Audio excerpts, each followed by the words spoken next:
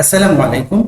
পঞ্চম শ্রেণীর প্রিয় শিক্ষার্থীরা, আমরা এখন তোমাদের বিজ্ঞান বইয়ের প্রথম অধ্যায় নিয়ে আলোচনা করব। দেখো, তোমাদের প্রথম অধ্যায় আছে আমাদের পরিবেশ। তো আমাদের পরিবেশ, এখানে পরিবেশ বলতে কি বোঝায়? পরিবেশ হচ্ছে আমাদের চারপাশে যা কিছু আছে সবকিছু নিয়ে আমাদের পরিবেশ। ওকে, এক নম্বর হলো জীব ও জড় বস্তুর মধ্যকার সম্পর্ক। তো পরিবেশের উপাদানগুলিকে আমরা জীব ও জড় এই দুই ভাগে ভাগ করি। মানুষ, পশু পাখি, গাছপালা এরা হলো জীব। মাটি, পানি, বায়ু, গাড়ি, চেয়ার, টেবিল এগুলো হলো ইত্যাদি হলো কি জড়, কারণ এগুলা নিজেরা চলাফেরা করতে পারে না এবং এদের কি খাদ্যেরও প্রয়োজন নেই। এখানে প্রশ্ন হলো জীব কিভাবে জড়ের উপর নির্ভরশীল। এখানে একটা কাজ আছে, বেঁচে থাকার জন্য জীবের যা প্রয়োজন কি করতে হবে। নিচে দেখানো ছকের মতো খাতায় একটি ছক তৈরি করি। তুমি তোমার খাতায় এরকম একটা ছক তৈরি করবে। দেখো, এখানে লেখা আছে জীব, এখানে আছে মানুষ, অন্যান্য প্রাণী আর উদ্ভিদ। আর বেঁচে থাকার জন্য যে জড় বস্তু প্রয়োজন, বলতো মানুষের জন্য কি প্রয়োজন? মানুষের জন্য কি খাদ্যের প্রয়োজন? আচ্ছা, অন্যান্য প্রাণীর জন্য কি প্রয়োজন? সব প্রাণীর জন্য কি অক্সিজেনের প্রয়োজন। আর উদ্ভিদের জন্য কি প্রয়োজন? উদ্ভিদের জন্য কি খাদ্যের প্রয়োজন আছে, কারণ উদ্ভিদ সূর্যের আলো থেকে খাদ্য গ্রহণ করে। 2 নম্বরে আছে জীবের বেঁচে থাকার জন্য যে সকল জড় বস্তুর প্রয়োজন তার একটি তালিকা তৈরি করো। তো তোমরা অবশ্যই এরকম একটা তালিকা তৈরি করতে পারবে, কারণ জীবের বেঁচে থাকার জন্য কি কি জড় বস্তুর প্রয়োজন। দেখো, সূর্যের আলো দরকার, বাতাসের দরকার, অক্সিজেনের দরকার, ঠিক আছে, খাদ্যের দরকার। এগুলি কি জীবের বেঁচে থাকার জন্য দরকার। তো বলছে কাজটি নিয়ে সহপাঠীদের সাথে আলোচনা করি। ওকে, তুমি তোমার সহপাঠীর সাথে আলোচনা করো। এখন বলছে যে মানুষ বেঁচে থাকার জন্য মানুষ বিভিন্ন জড়বস্তুর উপর নির্ভর করে। মানুষের শ্বাস গ্রহণের জন্য বায়ু এবং পান করার জন্য পানি প্রয়োজন। পুষ্টির জন্য খাবার প্রয়োজন। ফসল ফলানো ও বাসস্থান তৈরির জন্য মানুষের মাটি প্রয়োজন। এছাড়াও জীবন এছাড়াও জীবনযাপনের জন্য বাসস্থান, আসবাবপত্র, পোশাক, যন্ত্রপাতি ইত্যাদি প্রয়োজন। অন্যান্য প্রাণী বেঁচে থাকার জন্য জড়বস্তুর উপর নির্ভরশীল। সকল প্রাণীর বেঁচে থাকার জন্য বায়ু, পানি ও খাদ্য প্রয়োজন। মাটি এবং পানি অনেক জীবের বাসস্থান। অনেক পোকামাকড়, কেঁচো ইত্যাদি মাটিতে বসবাস করে। আবার মাছ, চিংড়ি পানিতে বাস করে। তো আমরা জানলাম কোনগুলা পানিতে বাস করে এবং কোনগুলা মাটিতে বাস করে। দেখো, এখানে উদ্ভিদ সম্পর্কে বলা আছে, বেঁচে থাকার জন্য উদ্ভিদ পরিবেশের বিভিন্ন জড়বস্তুর উপর নির্ভর করে, যেমন মাটি, পানি, বায়ু ইত্যাদি। তাছাড়া সূর্যের আলোর উপরও উদ্ভিদ নির্ভরশীল। উদ্ভিদ সূর্যের আলো, পানি ও বায়ু থেকে কার্বন ডাই অক্সাইড ব্যবহার করে নিজের খাদ্য নিজেই তৈরি করে। পানি আবার বিভিন্ন উদ্ভিদের আবাসস্থল, যেমন শাপলা, কচুরিপানা ইত্যাদি। শাপলা, কচুরিপানা কোথায় পাওয়া যায়? পানিতে পাওয়া যায়। 4 নম্বর পৃষ্ঠায় দেখো উদ্ভিদ ও প্রাণীর পারস্পরিক নির্ভরশীলতা। ওকে, কিভাবে নির্ভরশীল? এখানে একটা চক দেওয়া আছে। পারস্পরিক নির্ভরশীলতা কিভাবে নির্ভরশীল? দেখো, উদ্ভিদ কিভাবে নির্ভরশীল, প্রাণী কিভাবে নির্ভরশীল, আমরা উপরে পেয়েছি যে উপরে কতগুলো উদ্ভিদ আছে। দেখো, উদ্ভিদ আছে, তারপরে প্রাণী আছে। এই যে এটা হচ্ছে বানর। বানর কোথায় বাস করে? দেখো, বানর গাছের উপর, পাখি গাছে, আবার বাসা বাঁধে। আবার দেখো গরু ঘাস খাচ্ছে। ঠিক আছে, এই পৃষ্ঠায় আছে। দেখো, উদ্ভিদ ও প্রাণী একে অপরের উপর নির্ভরশীল। প্রাণী বিভিন্নভাবে উদ্ভিদের উপর নির্ভরশীল। খাদ্য তৈরির সময় উদ্ভিদদের ত্যাগ করা অক্সিজেন প্রাণী শ্বাস গ্রহণের সময় ব্যবহার করে। উদ্ভিদের বিভিন্ন অংশ যেমন কাণ্ড, শাখা ও ফলমূল প্রাণী খাদ্য হিসাবে গ্রহণ করে।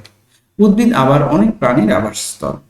বানর, কাঠবিড়ালি, পোকামাকড় ইত্যাদি গাছে বাস করে। পাখি গাছের ডালে বাসা বাঁধে। মানুষও তার বাসস্থান তৈরিতে উদ্ভিদ ব্যবহার করে। উদ্ভিদ তার খাদ্য তৈরি, বৃদ্ধি, পরাগায়ন ও বীজের বিস্তরণের জন্য প্রাণীর উপর নির্ভরশীল। উদ্ভিদ খাদ্য তৈরির জন্য প্রাণীর ত্যাগ করা কার্বন ডাই অক্সাইড ব্যবহার করে।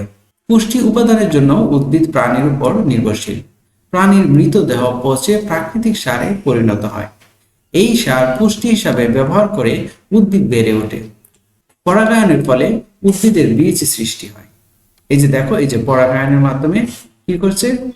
উদ্ভিদের কি সৃষ্টি হয়? বীজের সৃষ্টি হয়, অর্থাৎ নতুন উদ্ভিদ তৈরিতে সাহায্য করে। এই বীজ থেকে আবার নতুন উদ্ভিদ জন্মায়। বিভিন্ন প্রাণী যেমন পাখি, মৌমাছি ইত্যাদি এই পরাগায়নে সাহায্য করে। মাতৃ উদ্ভিদ থেকে বিভিন্ন স্থানে বীজের ছড়িয়ে পড়াই হলো উদ্ভিদের বীজের বিস্তরণ। প্রশ্ন আসতে পারে বীজের বিস্তরণ কি? দেখো, মাতৃ উদ্ভিদ থেকে বিভিন্ন স্থানে বীজের ছড়িয়ে পড়াই হলো বীজের বিস্তরণ। বীজের বিস্তরণ নতুন নতুন উদ্ভিদ আবাস গড়ে তুলতে সাহায্য করে। এভাবেই পরিবেশে উদ্ভিদ ও প্রাণী একে অপরের উপর নির্ভরশীল। দেখো, এখানে একটা চমৎকার ছবি দেওয়া আছে। এই যে গাছ, উদ্ভিদ কি ছাড়ছে? ত্যাগ করছে অক্সিজেন। আর এই যে প্রাণী, সেটা কি ত্যাগ করছে? সেটা হচ্ছে কার্বন ডাই অক্সাইড। তাহলে এই উদ্ভিদের যে কার্বন ডাই অক্সিজেন সেটা নিচ্ছে প্রাণী, এবং প্রাণীর যে কার্বন ডাই অক্সাইড সেটা নিচ্ছে কে?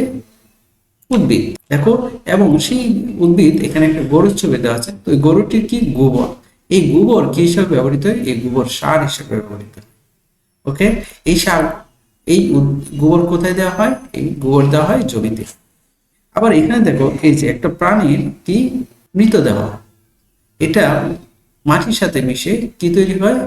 এটা মাটির সাথে মিশে পুষ্টি উপাদান তৈরি করে। তো এভাবে উদ্ভিদ ও প্রাণীর পারস্পরিক নির্ভরশীলতা রয়েছে। এখন শক্তি প্রবাহ। বেঁচে থাকার জন্য জীবের শক্তি প্রয়োজন। এখানে প্রশ্ন আসতে পারে শূন্যস্থান, বেঁচে থাকার জন্য জীবের কি প্রয়োজন? শক্তি প্রয়োজন। উদ্ভিদ সূর্য থেকে শক্তি পায়, আর প্রাণী শক্তি পায় খাদ্য থেকে। খুবই ইম্পর্টেন্ট লাইন। দেখো, প্রাণী কিভাবে শক্তির জন্য অন্য জীবের উপর নির্ভরশীল। এখানে একটা ছবি দেওয়া আছে, খাদ্য ও খাদক। খাদ্য হচ্ছে খাবার, খাদক হচ্ছে যে খাবার খায়। নিচে দেখানো ছকের মতো খাতায় একটি ছক তৈরি করি। কে খায়, কে খায়, কে খায়, কে খায়। খাদ্য ও খাদকের মধ্যে একটা সম্পর্ক চিত্র দেওয়া আছে। এখানে দেখো, একটা চমৎকার ছবি দেওয়া আছে। ছবিটা খেয়াল করো। ছবিতে আছে কি? এখানে ঘাস আছে, ফড়িং আছে, ব্যাঙ আছে, সাপ আছে, ঈগল আছে, আবার গাছ আছে, তারপর কি আছে? সূর্য আছে। চলো আমরা নিচে পড়ে নিই এ সম্পর্কে কি বলছে। খাদ্য শৃঙ্খল। সকল প্রাণী শক্তির জন্য প্রত্যক্ষ বা পরোক্ষভাবে উদ্ভিদের উপর নির্ভরশীল। উদ্ভিদ সূর্যের আলো ব্যবহার করে নিজের খাদ্য নিজেই তৈরি করে। পোকামাকড় উদ্ভিদকে বেঁচে থাকে। আবার ব্যাঙ পোকামাকড়কে খাদ্য হিসেবে গ্রহণ করে। একইভাবে সাপ ব্যাঙ খায় এবং ঈগল সাপ খায়। এভাবেই শক্তি উদ্ভিদ থেকে প্রাণীতে প্রবাহিত হয়। বাস্তুসংস্থানের উদ্ভিদ থেকে প্রাণীতে শক্তি প্রবাহের এই ধারাবাহিক প্রক্রিয়াই হলো খাদ্য শৃঙ্খল। তো খাদ্য শৃঙ্খল কি সেটা আমরা জানতে পারবো। সবুজ উদ্ভিদ থেকে প্রতিটি খাদ্য শৃঙ্খলের শুরু। এখানে একটা ছবি দেওয়া আছে। সবুজ উদ্ভিদ হচ্ছে কি? ঘাস। কার কাছ থেকে খাদ্য গ্রহণ করে? সূর্যের আলো থেকে। তো ঘাস কে খায়? ঘাস খায় ফড়িং। ফড়িং খায় ব্যাঙ। ব্যাঙকে খায় সাপ। সাপকে খায় কে? ঈগল। তো এই যে উদ্ভিদের যে শক্তি, এই শক্তিটা প্রথমে কোথায় গেল? এটা প্রাণীতে প্রবাহিত হলো। প্রাণীতে প্রবাহিত হওয়াটাই হলো খাদ্য শৃঙ্খল। দেখো, এখন হচ্ছে খাদ্য জাল। যে কোনো বাস্তু সংস্থানে অনেকগুলো খাদ্য শৃঙ্খল থাকে। বাস্তু সংস্থানে সকল উদ্ভিদ ও প্রাণী কোনো না কোনো খাদ্য শৃঙ্খলের অন্তর্ভুক্ত। যেমন ঈগল সাপ, ইঁদুর, কাঠবিড়ালি, ব্যাঙ ও অন্যান্য প্রাণী খেয়ে থাকে। ঈগল কি কি খেয়ে থাকে? এই জিনিসগুলো খেয়ে থাকে। আবার সাপ কি কি খেয়ে থাকে? খরগোশ। সাপ, খরগোশ, ইঁদুর, ব্যাঙ অন্যান্য প্রাণী খায়। একাধিক খাদ্য শৃঙ্খল একত্রিত হয়ে খাদ্য জাল তৈরি হয়। তো দেখো, এটা একটা জালের মতো পেঁচিয়ে আছে। একটা হচ্ছে খাদ্য শৃঙ্খল। তো খাদ্য শৃঙ্খল, কতগুলো খাদ্য শৃঙ্খল মিলিয়েই খাদ্য জাল তৈরি হয়। এখানে একটা চমৎকার ছবি দেওয়া আছে, যেটা আমরা উপরে পড়েছি। ওকে, প্রিয় শিক্ষার্থীরা, পরবর্তী ক্লাসে আমরা এই অধ্যায়ের অনুশীলনীগুলি সমাধান করব। দেখো, এই প্রত্যেকটা প্রশ্ন আমরা পড়ব। তাহলে পরবর্তী ক্লাসটি দেখার জন্য চ্যানেলটি সাবস্ক্রাইব করো। তো আজকের মতো এখানে বিদায় নিলাম। আল্লাহ হাফেজ।